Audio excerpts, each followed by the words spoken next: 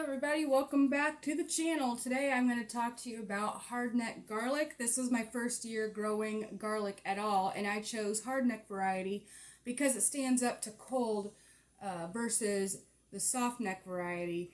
I didn't mulch them or anything like that, and they grew. These are a little still young. I just wanted to pick one out and see what it looked like. I'm not even sure what variety this is, but I did buy seed garlic from MIGardener last fall, planted them out late September, early October, about a month before snow would come. That way it gave the garlic a little time to grow before winter.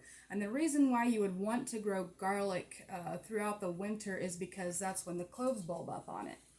And I watched MIGardener the other day on how to dry out garlic, and he did say to cut it 2 to 3 inches tall and let it set. But this is a garlic scape, these little curly Q things with a seed pod at the end of it. And on hardneck varieties you will get scapes, and it's important to pick them off like that. You just snap them. Do not tear the whole scape out and leave a hole down in there, because what's going to happen is rain's going to come in there and it's not going to do good for your garlic. There'll be a hole all the way down towards the bulb, and that's not a good thing. But you could dehydrate these or eat them fresh in recipes. They do taste like garlic, so do the leaves. So I've been letting these dry out too. And they do not taste quite as strong as garlic, so you'd probably want to do like double amount for a garlic substitute. But I did borrow my parents' dehydrator, but I got more things going on like the radishes and weeding and gardening and things like that. So they're not hurting anything at all sitting out here right now just drying on their own. It'll save me time dehydrating them, honestly. So yes, that is a garlic scape, and look at all these scapes. Look how they curl.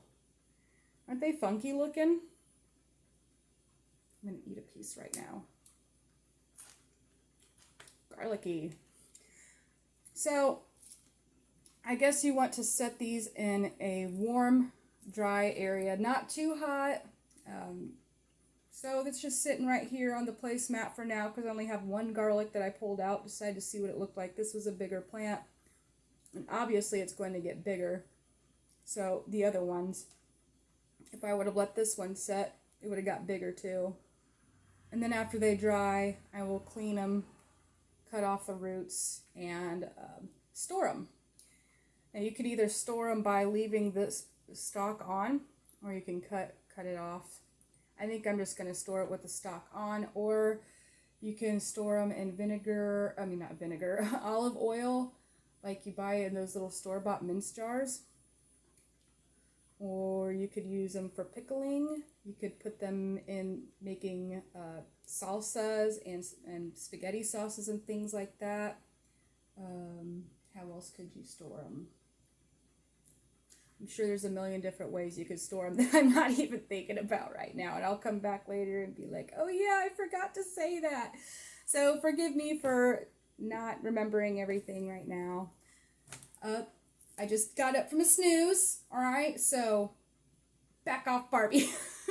So anyway, I hope you learned something and found this enjoyable, and this was my first year garlic, and if I can grow garlic, you can grow garlic, depending on your zone. You might have some more research to do and how to do it. Epic Gardening, he lives in California, and now he's growing hardneck variety, I believe, in his garden in his new urban homestead.